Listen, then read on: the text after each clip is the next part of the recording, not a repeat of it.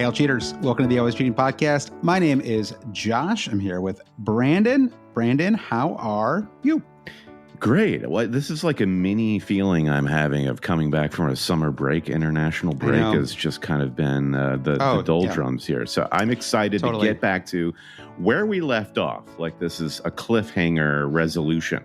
You triggered your wild card on last week's pod, and we need to know what changed, where your strategy's at, and also what's been going on with these national team matches. I mean, the whole country of Ireland has gone into hiding after Declan Rice and Jack Grealish did some dirty deeds to them. So commiserations to the Irish for sure. But how are you feeling? I guess vibe check, Josh. Well, the vibes are good. I mean, I feel like I really kind of checked out for a few days. Now, last week when we did you should go back and listen to last week's pod if you haven't listened to it yet, because I think it's a sort of evergreen pod. We talked about sort of big picture takes on all 20 Premier League clubs, covered a lot there. And then I sort of revealed, I hadn't told you this before the pod, that I had activated my wild card. And so we went through that. Of course, I've changed a lot since then. I feel like it's still very much in flux. And I actually kind of screwed up because I made the classic wildcard problem of, you ever tinkered on a wildcard and you took a player out as part of a tinker, and then you confirmed, and then you realized that player had gone up 0.1 without realizing it? Yeah, this happened with me and Chris Wood. Money. Okay, Chris Wood. So you lost whatever money you made on him. Were you ever going to... Has he increased in price since you did that? He went up 0.1, and so he's back in the squad. I'll share the updated team with you. Yeah. It did actually force a kind of. This is the problem: is 0.1 is so crucial when it comes to wildcard decisions, right? There's a kind of cascading effect here. So I think it's been a very. The Premier League, this first international break is a toughie, I feel like, right? Because there's a lot going on in the sports calendar. In fact, the Premier League sort of needs to compete in that world, right? You had the not Wimbledon, you had the U.S. Open final, college football. Some people would have watched the Woody Allen film Wimbledon, perhaps, with no Premier League on. Yeah. Is that what it's called? Is it? No, it's like Match Point or something, right? True. There is a movie called Wimbledon with Kirsten Dunst and Paul Bettany. Yes, that's the one I'm thinking of. Yeah. There's also Challengers, which I saw twice in the theater. That's how much I love Challengers. That's an amazing movie. I watched it on my TV, and it was fine. I think a lot of rules were broken in that last point, but we could save that for another time. We'll never know. We never saw what happened after the big leap at the end. All right. Well, so international break, I would say in general, when it comes to how I assess the international break, is I don't really pay too much attention to returns, right? I mean, maybe if there was like a super out of form player who starts to play really well, then that might change things a little bit. Perhaps has scored a brace for Sweden. So and it's like, should that matter? I don't really know, right? I mean, it's like it's nice, I guess. We're looking for any clues. We're in like hyper. This is the beginning of the season. It's the beginning of the detective movie. Everyone's a suspect, and we've got to look under every rock here. Absolutely, and turn every page, right? It's the old Robert Caro, Robert Gottlieb, whatever. There you go. The author and editor. Yeah. Speaking of good films, the documentary with them is pretty good. I think Trent had a man of the match performance. Was it yesterday for England? And let's see what else. Bruno scored today, but again, I just don't think these are super relevant. Bruno's been playing fine. I mean, he just hasn't been getting any like actual FPL returns, right? So it's like, does it really matter what he does in the national stage? I don't really know. Kind of the same with Newcastle. Like, I'm not, Isak scored in game week 3 too. So it's like, does it really change how I feel about him? Not exactly, right? I'm still kind of looking more like at fixtures, I would say, with Newcastle. I guess the biggest piece of news was João Pedro getting called up for Brazil, right? As an injury replacement. Brazil plays their final, I think it's just Wednesday. A friendly. Yeah, it's Wednesday, but I can't remember if there's like proper stakes for that match or not. I'm not actually sure that João Pedro would be expected to start that one anyway, but he's traveling for it.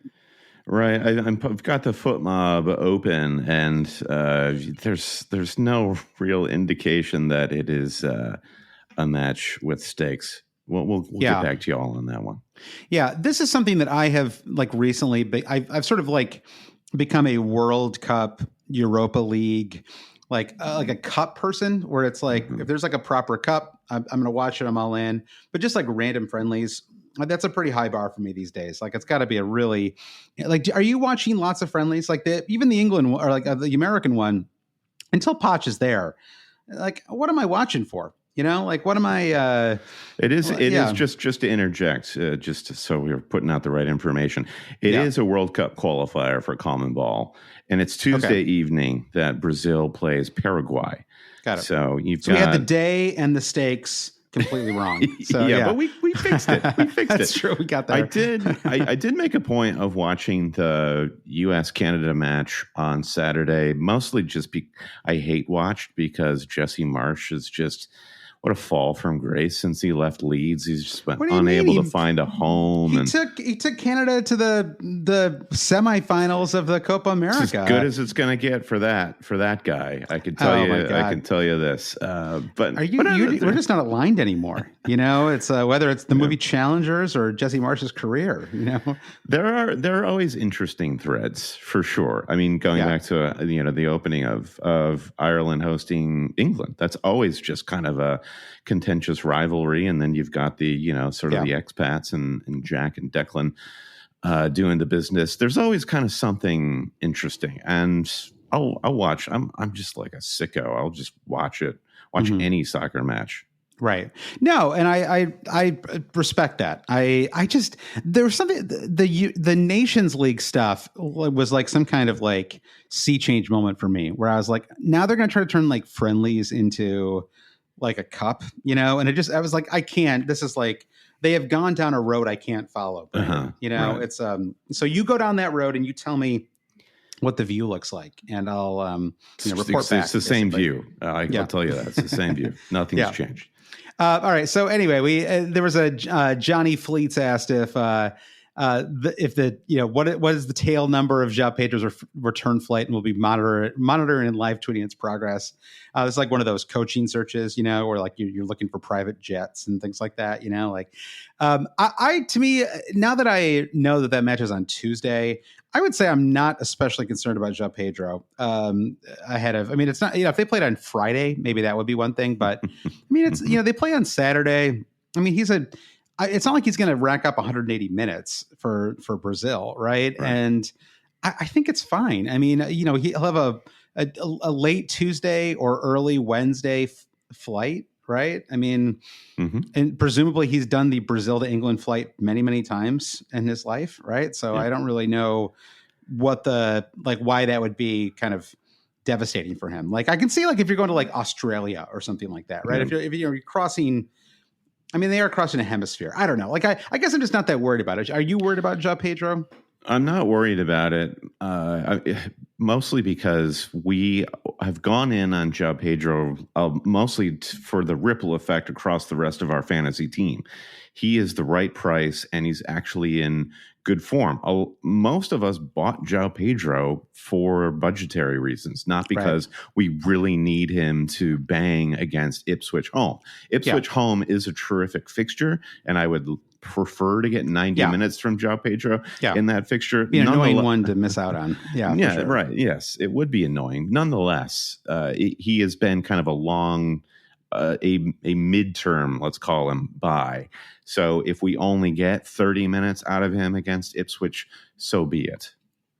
I think that's a good philosophy. I mean, ultimately, there's only so much control that we have over these things. So I think it's probably the right approach to take there. I think we will probably get some kind of update late this week, right? Either something from the press conference or something in terms of like training ground photos and things like that, right? Like if he doesn't even train with Brighton on Friday, sure, time to get worried, right? But I think otherwise you're probably fine. And Eric asked if we overreact to international travel in Raston. Probably. I mean, I think there have been times, like a couple of years ago, when you had this, kind of after COVID, there was a lot of chaos when it came to like qualifying matches, right? Mm-hmm. And they were trying to squeeze like 3 fixtures into some of these international breaks, right? And so you had matches that would literally end Thursday evening, and then the club would have a match like a Saturday morning, or like the noon match on Saturday, and in those cases, it was appropriate to react to that because you often the player often either wouldn't start or even play, right? So I think that like there are times when it's a real thing, but I would say, anything that, like the normal international window ends on a Tuesday, right? Like in the kind of like barring anything chaotic. So usually the players are back. They've got a couple days to adjust, and usually it's fine. And I kind of feel the same way about injuries, right? Like you're always going to get some of these like kind of minor Premier League injuries, like Cole Palmer right now is flagged. To me, those are almost never a thing, right? Mm-hmm. Like if a player suddenly gets a minor injury, like a day before everyone's about to leave for international break, that usually just means they're trying to get them extra rest. Yeah, they would want extra rest, and you're in a hard situation there where, you wouldn't want to decline an invitation to play for your country, right? But also publicly, you can't decline. So it's in everyone's best interest to make up some story that is defendable. So Cole Palmer injury, this is just how it's going to go. I haven't seen any that actually scream out to me like, oh dear, this is like a real warning flag. Yeah. All right, let me ask you a question. And this will be the last international break question before we move on to FPL proper. What is the point of having Harry Kane start for England this weekend? Why was he starting? Like what? Like he's like a mid-30s forward. He is the most known commodity of all known commodities. I know they have a new manager, but it's like, isn't this a great time to give some new player like a run up front? Like I don't quite get that. I think you underestimate the amount of power Harry Kane has in this situation. You think he wants to? He's pushing for a start there. 100%. He wants to keep the minutes, hang on to that talisman thing as long as he can. Yeah. Okay. That's fair. And I guess I'm looking at who else would have, it was kind of light on forwards now that I'm looking at the squad, right? Like the subs were like Eze, Bowen. Bowen was technically his sub. So maybe they were just a little short on forwards this time around. And Ollie Watkins, I think, given how few minutes he's playing for Aston Villa right now, and he's not quite hit his stride. Yeah. I don't think he would have wanted to play those minutes necessarily. It's more important for him to get ready for the Champions League. Yeah, that's true. By the way, I did get tricked by a fake Fabrizio Romano Twitter feed earlier today that indicated that Marcus Rashford was signing a deal to go to a Middle Eastern club. The Photoshop was that convincing that you got tricked? Yeah, it was like Fabrizio, like, it was, how it is. It's like sometimes you want these things to be true, right? Because it would be hilarious. And so it's like your immediate response is like, oh my God, I love it.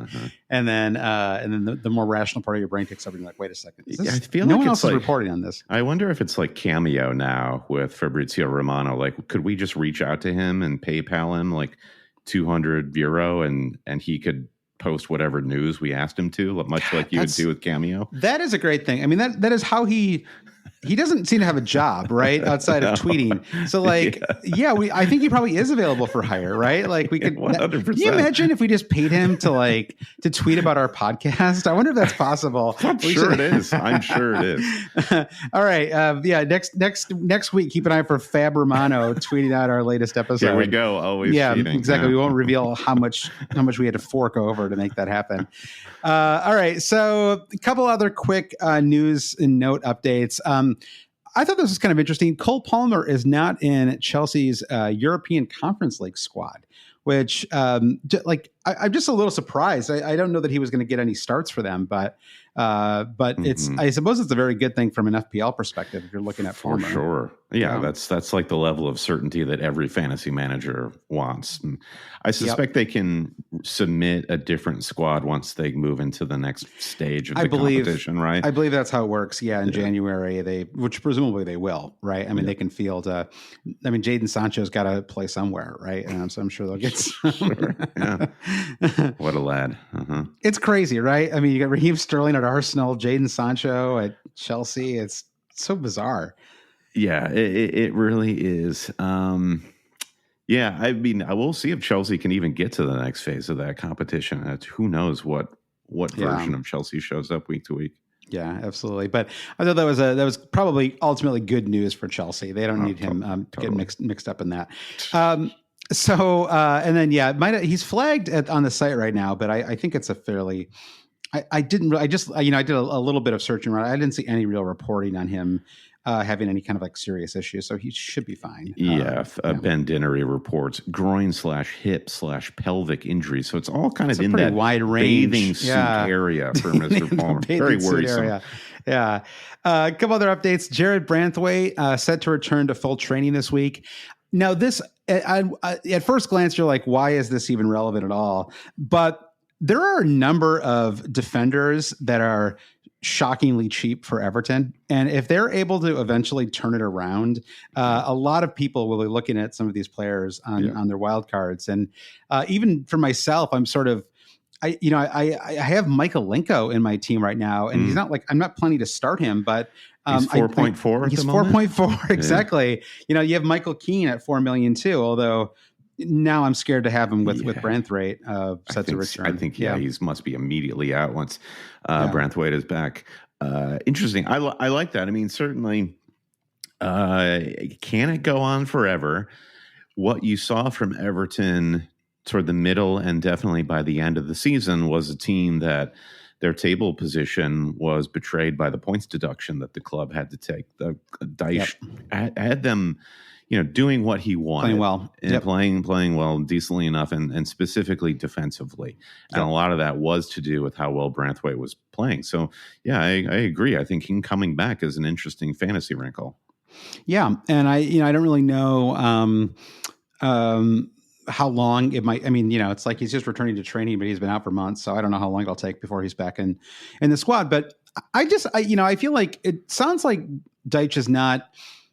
Like, I think he's got a ways to go before he actually gets sacked, right? I think he's going to be safe for a little while. So, and so I think, I don't know. I just kind of assume still, like, despite what we've seen so far, that he's going to figure out how to turn this thing around. Maybe I'm like the last person who still thinks that, but I don't disagree with you at all. And I think Everton have bigger issues to solve than Dyche.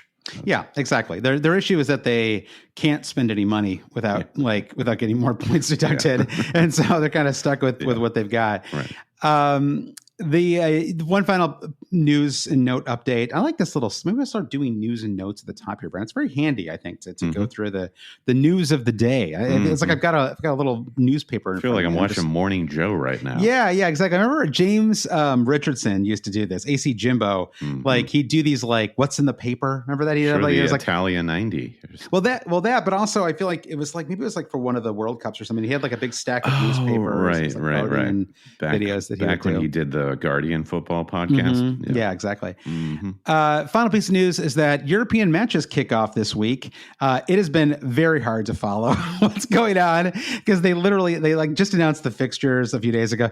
It must be like crazy booking these flights too, right? Now that everything's announced like a week in advance, and I guess they're mostly private jets, but you still got to reserve a runway at the airport and stuff, right? And the fans too. You want the fans? You want like a couple hundred away? The fans are irrelevant, right? Like no one cares about them at all. Sure, right? The beer sales in the concourse is just a grain of sand compared to all the broadcast rights. Exactly. They're like you'll just do whatever we tell you to do, and So, but there are First things, there are no Europa or Conference League matches until late September, which I somehow didn't realize until earlier today that it's like a lean in on the Champions League itself until for the first couple of weeks. And so Tuesday, Wednesday, and Thursday we have Champions League matches. And for all of my sort of like this is so wacky the way that they're doing it this year, it is fun to see all these matches. Like Villa play at Young Boys, my favorite. one of my favorite team names and one of my favorite stadium names, Brandon, because it's the Wankdorf Stadium, and so I love that young boys play at the Wankdorf. So that's where Aston Villa will be on Tuesday, and then Liverpool also will play on Tuesday in the Champions League. They travel to AC Milan, so another really interesting match. Wednesday, Man City, who always have a great every year now in the Champions League. They just have this amazing, easy run of it. They host Lille on Wednesday, so that'd be a great chance to play their squad players, and then I'm sure Holland will start that match, but and then Thursday, Arsenal go to Italy and they'll play Atalanta, and I think that's kind of a dangerous match for Arsenal, possible banana peel type match for sure. Yeah, and that's not it. I mean, we're going to be in a football coma by the time game week 4 gets here, because EFL Cup is also on Tuesday and Wednesday. Everton hosts Southampton. Wow. Brentford play Leyton Orient. Fulham away Preston. Palace away QPR. Manchester United host Barnsley. On Wednesday, Spurs are away Coventry. Oh, my God. Brighton host Wolves. Madness.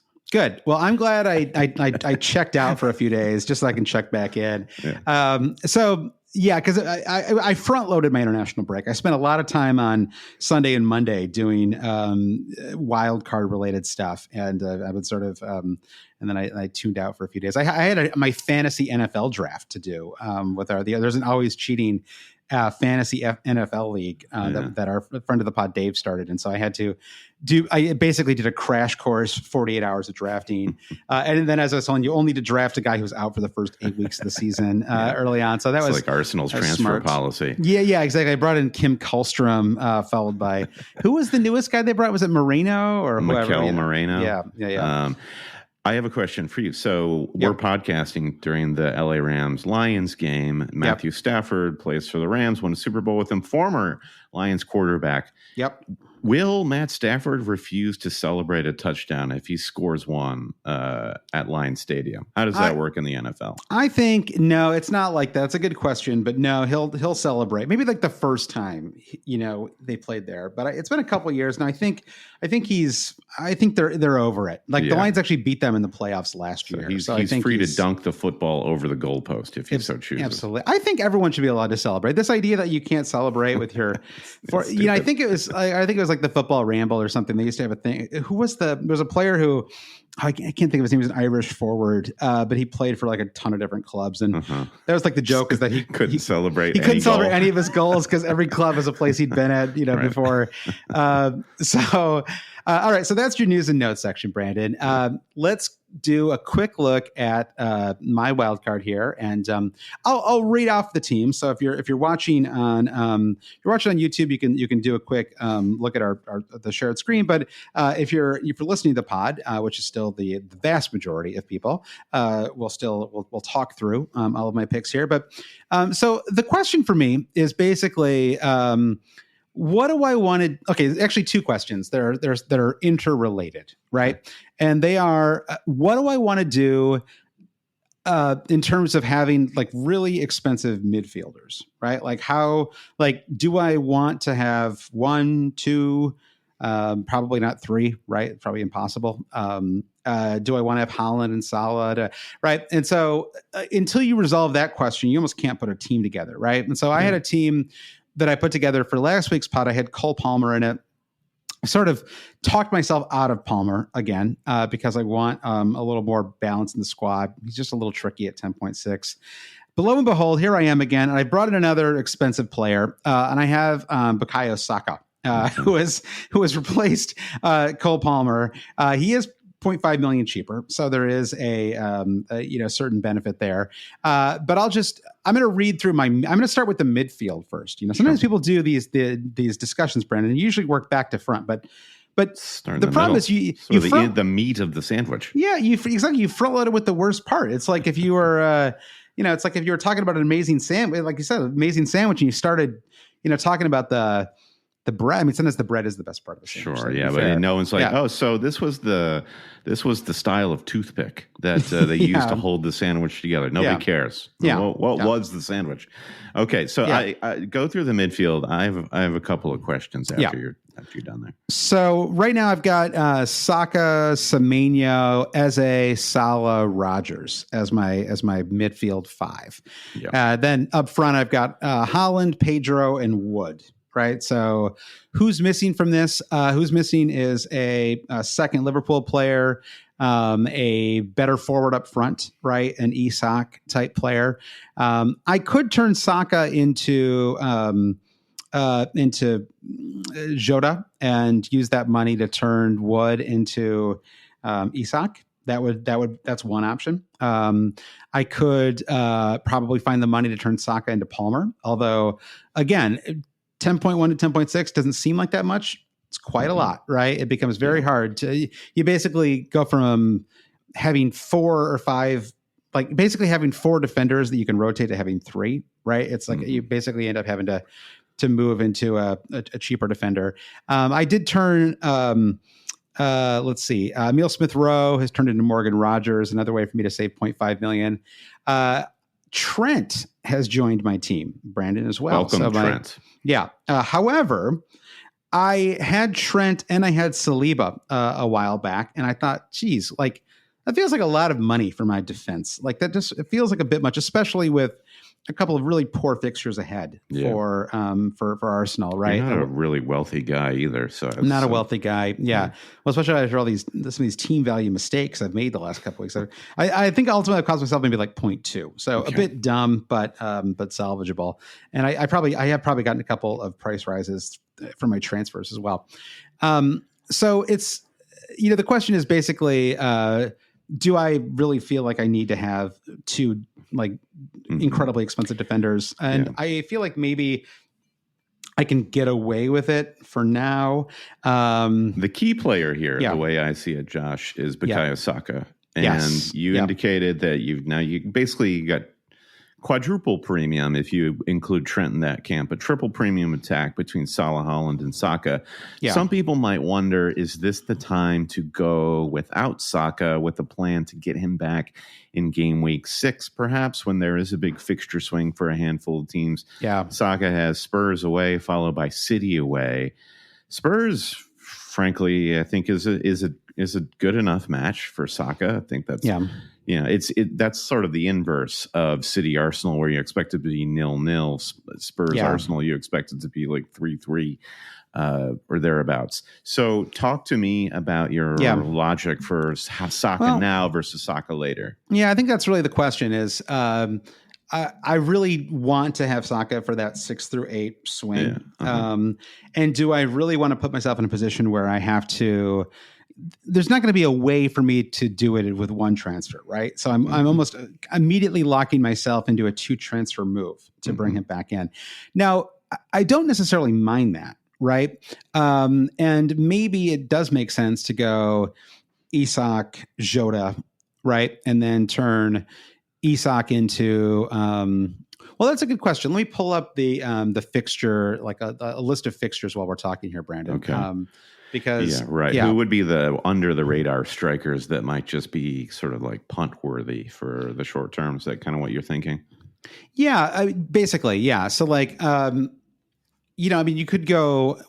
Well, I mean, if Ollie Watkins, I just think Watkins is a little tricky now with their first, European. I mean, it's not the hardest match, right? This Champions League match, but still, it gives me a little bit of pause. Like, is there another early sub coming in? Yeah, it's like a dream run for Ollie to go from finish in the top 4 last season with Villa to go to the Euros, scored a career-defining goal, to now you're in the Champions League. He's not going to want to miss that opportunity. Yeah. So he can, play 90 against Everton and Wolves. On the other hand, these are currently the 2 best home fixtures back-to-back for Villa, Everton, Wolves in the calendar. Ipswich away in 6 as well, right? So it's a really nice trio of fixtures.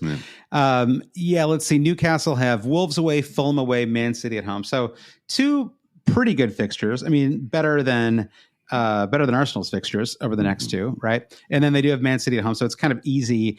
And so there are times when you almost want to lock yourself in to transfers, right? Like it's like you almost want to force yourself to it's almost like deal to have a match like Man City at home in game week 6, right? Like I don't want to have Isak for that. Yeah, I'm not going to be it's like tempted, an auto pay bill online. It's like this money is coming out of my account on this date, and I don't have to touch it. Because I am a believer that the fixtures really are key, right? Like it's like even the best players will struggle in difficult fixtures. Maybe like the absolute top peak, right? Like maybe when you're like with the Holland Salah types, there are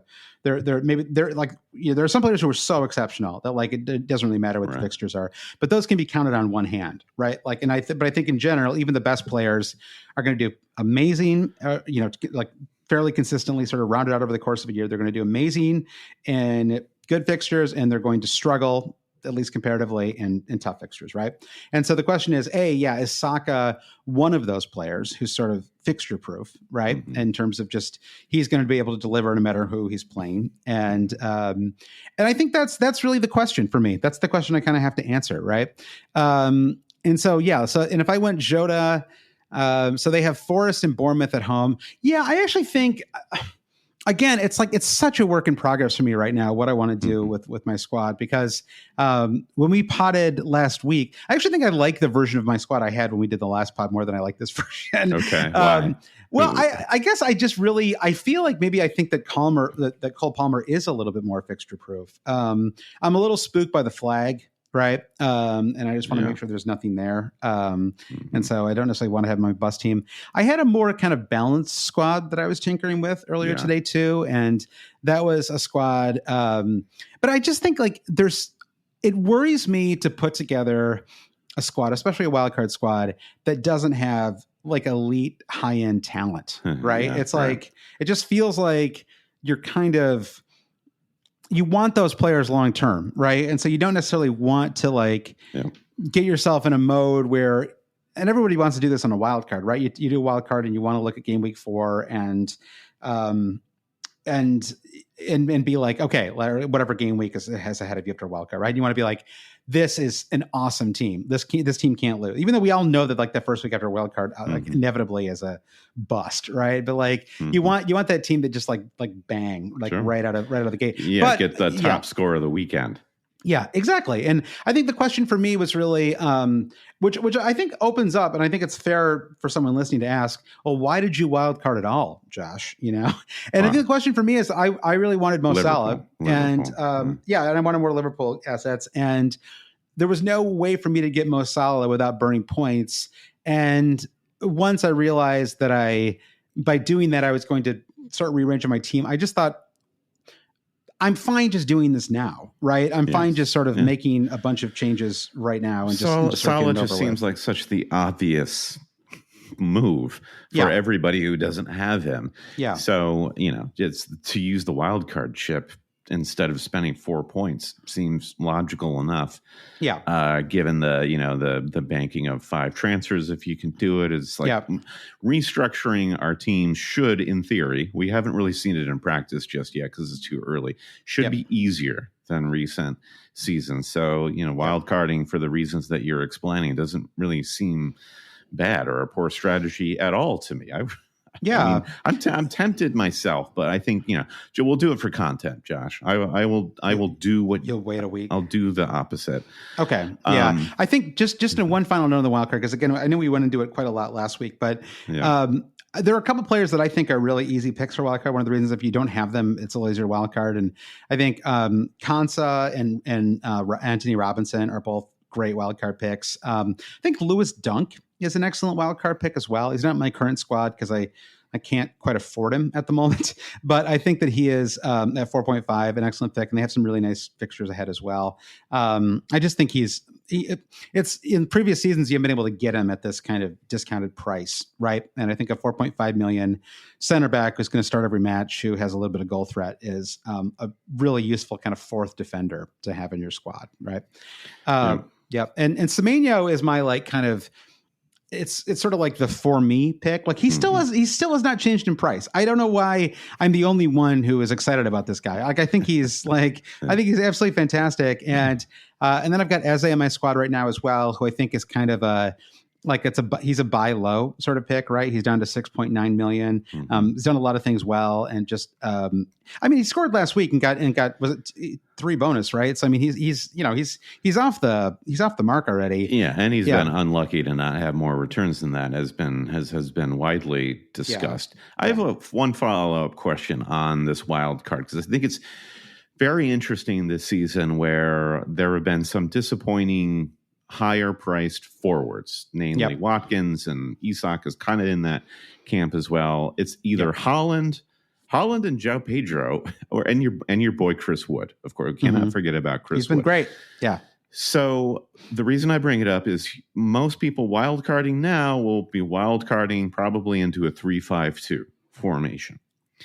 And it's interesting to me, like, to wildcard all of the best players, and somehow that just like funnels you to a 3-5-2.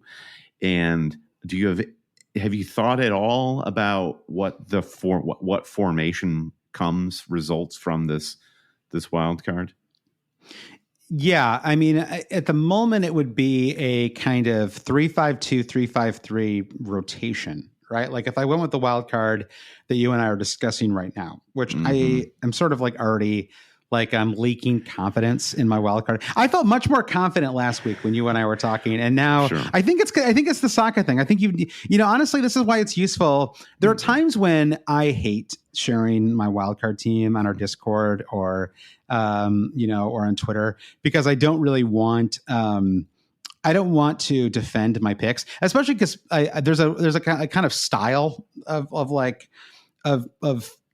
responding to someone's team that I just find very grating, which is always like, it'll be like, you'll share their team and then it'll be like, no, so-and-so ? That's the whole comment. Right. And it's just, I find it so grating for some reason. You remind me of this New Yorker cartoon that I love. It's a father is putting his arm around his young son and he's kind of giving him some playground life advice. And he says, son, if you can't say anything nice, say something clever but devastating. Right, exactly. Exactly. That is always that type of comment. It's just like, wow, you knew exactly what to say about my wild card team to make me doubt everything. Yeah, exactly. And really, it really can be a house of cards putting these squads together, right? You move one, like if I take Saka out, right, that frees up $3 million that it's going to be very hard for me not to reinvest everywhere. And again, and the reason that I want Saka long term is because it's just it's very tricky to handle Arsenal assets correctly, I think, right now, because they have a really tough game week 4 and game week 5, right? North London Derby in 4, Man City away in game week 5. Then they have a spectacular run from game weeks 6 to 8. Let's see if I can take a quick look at it here. It's Leicester at home, Southampton at home, Bournemouth away, right? Amazing run. But then in game weeks 9 and 10, they have Liverpool and Newcastle away in game week 10. So tough fixtures. And then you factor in a bunch of European Champions League matches for them as well. And it suddenly does not seem hugely appealing to have Arsenal assets. Now, once that's over, once they've sort of gone through the kind of gauntlet of really tough fixtures, their run from game week 11 on is amazing. And I think that if you have not wildcarded yet, I think, and you're sort of going to try to get by with like one Arsenal asset, or one or two. I do think wild carding to sort of get your ideal Arsenal 3, between game weeks 10 and 11 does make a lot of sense. I think that would be, one route that's out there. I think that's honestly where I'm leaning right now. Knock wood, so nothing devastating happens to my squad, but I want to probably move Saka to Salah for free once the game week 4 deadline passes, and then try to work out through free transfers that fixture shift in game week 6 and then wild card around that time. So that's the road I'm walking. Yep. Yeah. And I think that makes a lot of sense. So, that's my squad. More to come. We'll talk more on the Patreon pod on Thursday as we get more information about some of these players. And speaking of Patreon, Brandon, what a great tie-in there. So good. Patreon.com/alwayscheating is where you can go to support the podcast and say thank you to the cheaters. We do bonus podcasts each week during the season, and so we'll be doing a new one on Thursday this week, of course. And Discord is alive and active. There's lots of different channels. I was getting tagged in the NFL channel today, Brandon. So there's it's not just FPL. There's all kinds of other stuff going on there. It's a fun group. So go to patreon.com/alwayscheating to support the podcast. And Brandon, you want to do one last shout out here for? Big ups to Fantasy Football Hub, who have been effectively underwriting our season preview and opening episodes. And for listening to Always Cheating, you get a gift, 50% off a Fantasy Football Hub membership of your choice. Yes, that 50% off link is still live. Just go to fantasyfootballhub.co.uk/always. Things we love about that site is just you can easily get your existing team rated by AI. Great way, as you're often saying, Josh, just to get some general ideas of which ways you can go with your transfers game week to game week. Also, the Hub guarantee. Win your mini league or get your money back. And there's also real live experts on that site with their team reveals week to week. Some of the best players in the game, Ben Crellin's transfer planning spreadsheet, and so much more. Check out the offerings at fantasyfootballhub.co.uk/always. Go to that site to get that 50% off discount. And like we shouted out last week, our friends at Blue Wire Pod, they have a survey that you can take. Link in the show notes, bluewirepods.com/survey. They're giving away a couple of $500 gift cards if you take part. So again, details in the show notes. Click the link there. Excellent. Yeah. And one last shout out for the new Always Cheating Substack as well. We got lots of new followers after we shouted out last week. So those are post game week thoughts, Brandon, the Monday, sometimes Tuesday. I'm trying to do them after all of the matches have been completed for the week. So, but quick thoughts on the matches. So you can go to, I think it's alwayscheating.substack.com to get that. So Brandon, let's get into game week 4 though. We have what I like to call a FPL classic.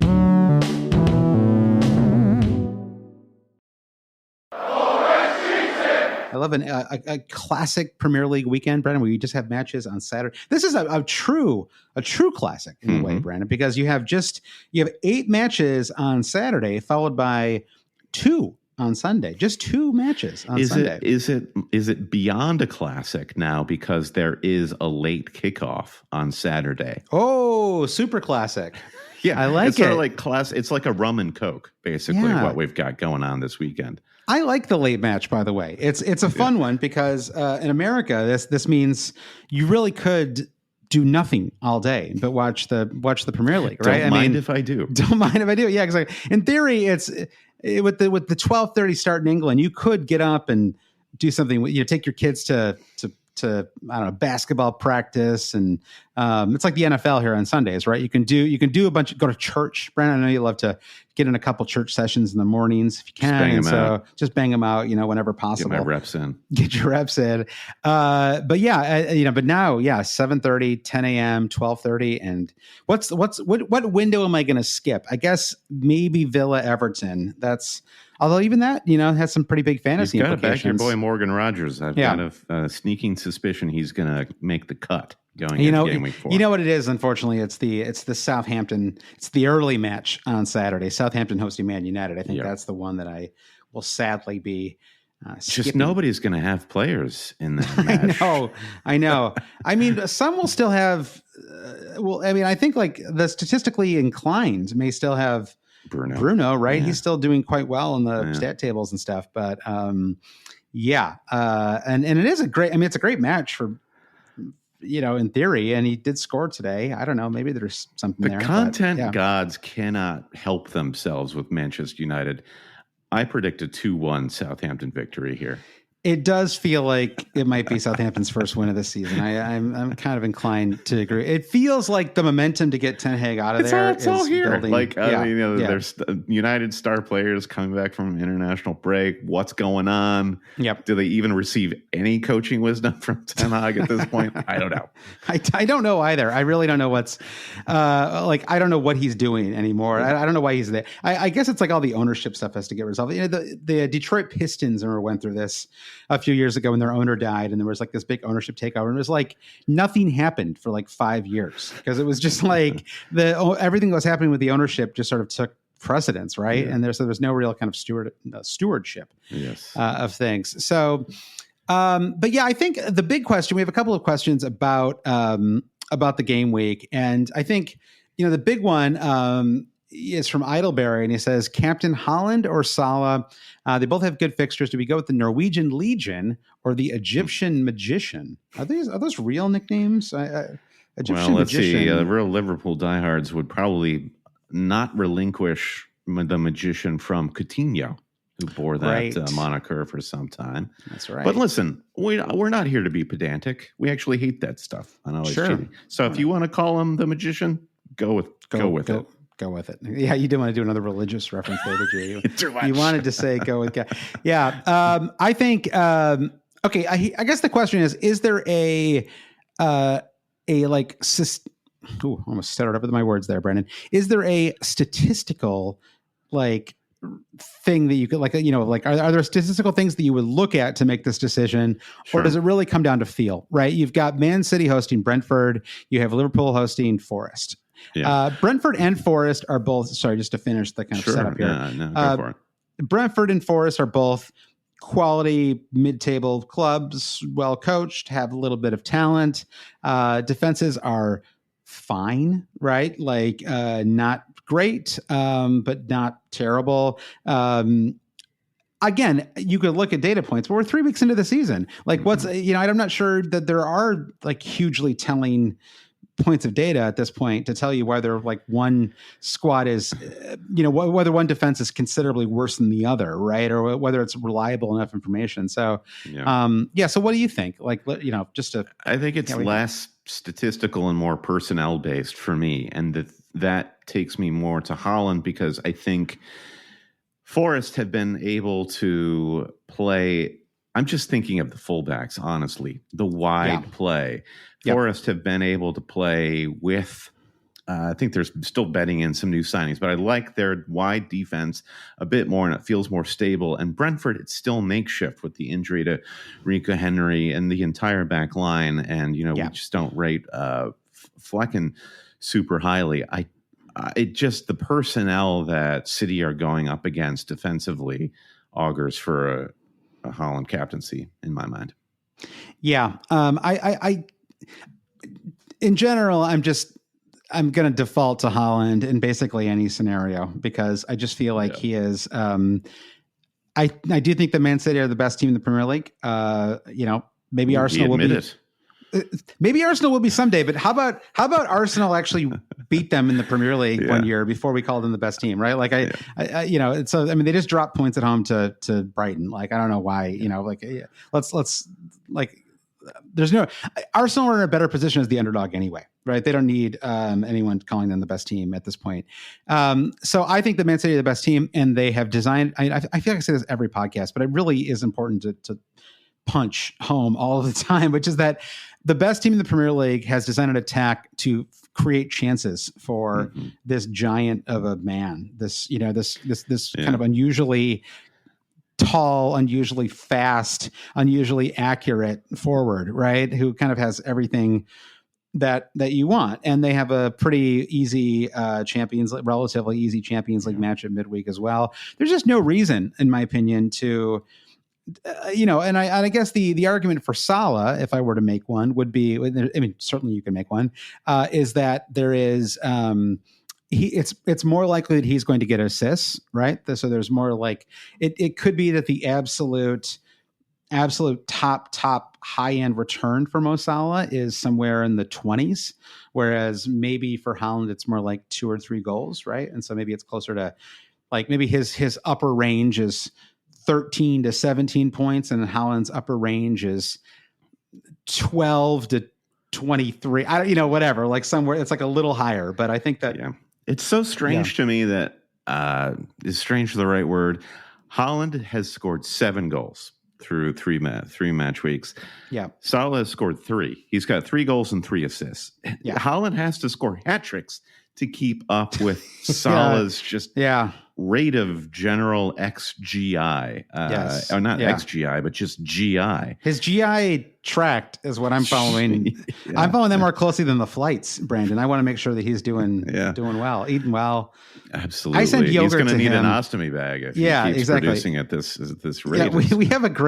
Yeah, there's a couple of great yogurt companies here in the United States, Sure. Brandon. And so I've been sending him Fabergé and what's the other one? There's another one that's Chobani. Chobani. Oh, he's getting a lot of Chobani too. And then I'm from Iceland. I'm sending over the Siggies as well. So he's got I don't think it's Gylfi Sigurdsson's company. I hope there's no connection there. There's a lot of people with very similar names in Iceland, right? Sure, and so yeah. So what is more sustainable? The way Salah is getting these goals and assists, or Haaland getting hat tricks every match week? Now they're both exactly as sustainable. It's like right. Yeah. And it's not that Haaland is getting hat tricks. He has scored in every match this Premier League season. So I would just think of it, I would boil it down to more essential parts, and that Haaland and Salah are both returning every game week. And that doesn't have to be a little more complex than that. I think the point for Salah is that he apparently has more routes to fantasy points because he does, as you were saying, have assists in his quiver, and that's good. So long term, Salah looks like he might be winning out by game week 38 over Haaland. Yeah, I do think that there's. I think that there are going to be weeks when there's a better case for Salah, right? I think game week 5, I think, is an example of that, right? In game week 5, you're going to have Man City and Arsenal play each other, and despite the slander that I just directed towards Arsenal a minute ago, I think that that's going to be a extremely difficult match in game week 5, even with Man City at home. And that same week, Liverpool hosts Bournemouth. So that week, it's an easy decision, right? Right. I think it's because I rate Forest and Brentford to a certain degree. I would say that I rate. Do I rate Forest defense? Their defense is okay. I don't know. I mean, do I rate either team's defense? Not really. I think that both teams. I think the real question is, I think both teams have enough attacking potential that they will maybe keep the other team. Like, they're not going to I don't think either team is going to play 7 defenders in the box or whatever. Or, you know what I mean? They're not going to just absolutely park the bus and try to. I don't know. Brentford in particular have shown an ability to go to tricky away matches and get returns, from them. And so I think that they could do something. And even Forest have like a little bit of there's some real talent in that Forest squad too, right? And so I think that they could give both teams could give the other one a run. Well, yeah, that's it. Like, what's the game state going to be through much of these fixtures is maybe another way to think about it. Yeah. Game state City Brentford is City are going to be have like 100% possession. Yeah. And Brentford will occasionally counterattack. Yep. And I think Liverpool Forest, honestly, probably the same. I think deal. Brentford have a good chance of scoring in that match. Sure. I would give them a pretty good shot at that. But all right, so I think it's really tricky. I think both of us are just realistically on Haaland, and that's just how it's going to be. I mean, if you had Salah, would you consider it more strongly? Do you think, or I feel like you'd still be on Haaland even if you had Salah. It would be tempting. I think I would, just because that's assuming I'm me and I have captained Haaland the last 3 game weeks and I've captained 2 hat tricks. I feel good about that. If I had captained Salah the last couple of game weeks, I'm probably just like going with what's working for my team, if that makes sense. All right, here's another question from Krim. Trent Krim, I think, Brandon, from The Independent. He says, is it crazy to double up on Jota and Luiz with a free transfer before transitioning to Salah on a wild card? This is one of those very specific team questions that I don't often put on the podcast, but I think it is. I think it does get to something that I think is interesting, which is, does a Jota and Luiz double up kind of equal one Mo Salah, or can it do in a pinch, right? It's not easy for everybody to get to Mo Salah, unfortunately, right? Yeah. I guess the problem with this tactic is always, like we've seen with Jota versus Diaz, is one's going to score and the other's going to blank. So who are you giving up to have both of these guys? So, I mean, I guess if you're giving up like one of these unreliable Smith Rowe, Bruno types or whatever, right? It's you're probably I'm fine with probably it. Okay. Sure, it sounds cool. I think the general gist of Liverpool is they're playing incredibly well. They have faith in this new manager. Everyone's in form, so everyone's a buy. All right. Well, what about your squad going into game week 4? What are you so the plan right now is to hold your transfer? Can I see what your squad? Yeah. I want to see with my own eyes what your what Brandon Kelly's squad looks like. I'm gonna throw it up on the YouTube and I'll talk everybody through what we're looking at on the podcast here. So there you go. We're at the homepage. That's great. That's great. So I've got Dean Henderson in goal. Finally, Palace have a decent defensive fixture. Leicester at home. Yep. So looking forward to that Vardy hat trick. Yep. Mm-hmm. He will score. Yeah. Anthony Robinson, home, West Ham, easy. Saliba, Spurs away. Don't love it, but I'll start him anyway. It's sort of like, do you start Saliba or Pedro Porro? Do you start both? No, I'm not starting both. It's sort of a classic, just go with the better team. And I like Spurs to score, but I do think Arsenal are the better team and will have the better of it. So we just go with that logic. And then Konsa at home with another great fixture with Everton across the midfield. Anthony Gordon, away Wolves. I think Anthony Gordon finally scored an away goal a couple of game weeks ago. So now he's very playable.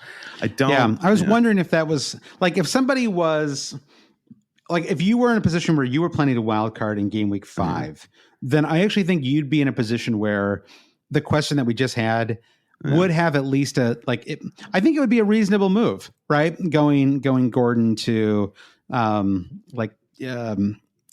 in your case, right? I don't think that would be like that to me would be like plus EV. Like there's some expected value in that move for sure. I think I like it. Yeah. Potentially. I think the way the non-wild card for me and the low quantity of Liverpool players, it works well for me if somehow Forest are able to mute Liverpool and Newcastle have an explosive match. Because I think people are getting away from Gordon and Isak. And if Gordon and Isak create points, then great. I have gotten to Salah basically by escaping damage there. And that's really what I'm hoping for. The big question I have with my squad is I've got João Pedro, Isak, and Haaland across the front. I have benched Morgan Rogers. Who do I drop to bring Morgan Rogers in? Smith Rowe, if I look at my team, Smith Rowe feels like the one least likely has the lowest ceiling, perhaps, than all of these guys.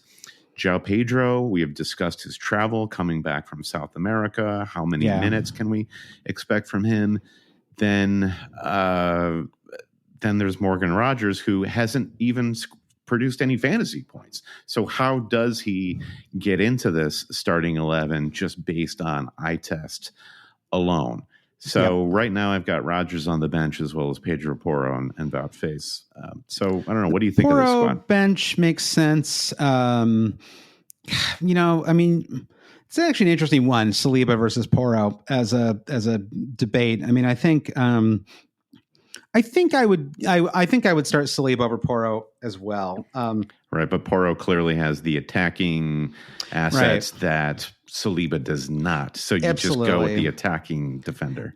Yeah, but I think I would still go with Saliba because I think that Arsenal have a better chance of keeping a clean sheet in that match, and I do think that there's a pretty good chance that the Spurs score, but I don't see them scoring multiple goals.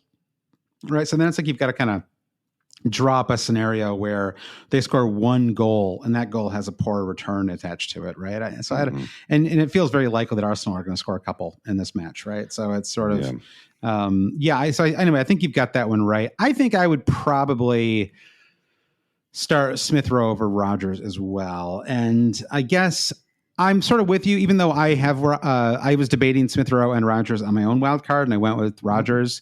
That's mostly because of the price, right? It's a 0.5 million savings there. And, I just think that they're close enough, and I guess the hope is that he eventually starts returning. But yeah, we haven't seen it yet, and they have the Champions League. Is there any chance that Rodgers starts to get some rest ahead of some of these Champions League matches? I don't know, right? Because I don't think that Emery is just going to not try in the Premier League because he's so focused on the Champions League. I don't think that's what anybody wants or expects, right? Mm-hmm. So I think it's pretty close. I think, and I also think when stuff like this is close enough, it's like you probably don't need to sweat it too much, right? Because it's just like, it's really hard to say who's better between the two of them. This is where I know you're not like you don't do this, but they have these sports books in Canada, Brandon. You can pull one up and see who's got the better to score assist prop, right? And those are all algorithmically driven, right? So it's like take a look and see what Vegas thinks or whatever, right? And maybe that's how you make your decision. Sure, yeah. I'm not about that at all, for sure. Yeah. So I think it's a tricky week for benching, and we'll be accumulating presser knowledge as we get closer to the weekend. Do we get anything from the managers on players coming back, et cetera? But this is where I'm at. I don't know how I ended up with this vice captaincy on João Pedro. That was before his Brazil call up, I guess. I guess you got to go Jota there, right? Yeah. All right. We'll make a live vice captain's pick here on the pod, and we'll save our team right there. Beautiful. Always set your bus team, everybody. You never know when disaster could strike. To quickly go back to the question about the double up if you're wildcarding next week, I actually think that I would probably lean towards Eze if I wanted a 1 week punt on a player. If I basically was planning to wildcard in 5 no matter what. I think that I think he scored the goal. He got in for England, which I think is probably a confidence booster for him. And they play Leicester at home. I think that he's been taking so many shots. It just feels like he's kind of right for like a really big match. I just got double-digit returns in game week 3, so it's. I like that. Yeah. My general preference is to diversify and not double up. So I'm with you on that one too. All right. Well, let's wrap things up here. A little early this week, but this is this is the second pod of the international break. We're sort of we need news, Brandon. We need new news. So let's say if you could only pick, let's say you're busy this week, Brandon. Maybe you're traveling, but your kids have some I don't know, rugby practice this weekend, Brandon. You gotta go to a rugger tournament. All right. It's gonna take up your whole weekend. You can record one game and watch it Saturday evening, on your iPad in your hotel room. What's the one match that you're going to watch this weekend? What's the most fun match? Not necessarily the FPL match, but the most fun match. I do think it could be Fulham West Ham. There's something about how this West Ham team is taking shape where they're just like a real wild card. It's just like an unexpected team, a weird team. Yeah. And Fulham have, they feel like they've had a good transfer window, but I don't think they have really sort of coalesced and are as unified a team as we saw with Fulham last season. So I think this could be a real shootout at the Cottage. Yeah, and I think that this Fulham team is kind of fun. They're really in transition right now, and it's sort of interesting. I think that they're fun to watch too. I guess if I were to pick one match to watch this week, it would probably be the Liverpool Forest match. I think. Well, of course. Well, obviously we have the North London Derby on Sunday. I guess I was sort of looking at the Saturday fixtures, but that's like almost too easy, right? Obviously, yeah. If you're going to watch the North London Derby, I think that North London Derby is going to be great too. Absolutely, I think that'll be great too. But just looking at the Saturday fixtures again, it's like I went so far with my metaphor that I really was envisioning I had an image in my head of this 47-year-old mother of 3, Brandon, who's listening to the podcast right now, and this is her one chance to break away, right? And she's got the Bluetooth headphones plugged into the iPad. Mom. Exactly. Mm-hmm. Kids are in the other bed, raising a ruckus, and she's going to get away for watching Metro. So, but I'm really curious. I want to see if Liverpool can keep this thing going, right? Yeah. I want to see if it's fascinating to me with the new manager and whether they can keep it up and whether Salah can keep delivering. And they're just, it's a fun version of the squad. It's more fun, honestly, than I was expecting the post-Klopp era to be. I thought there'd be more of an adjustment.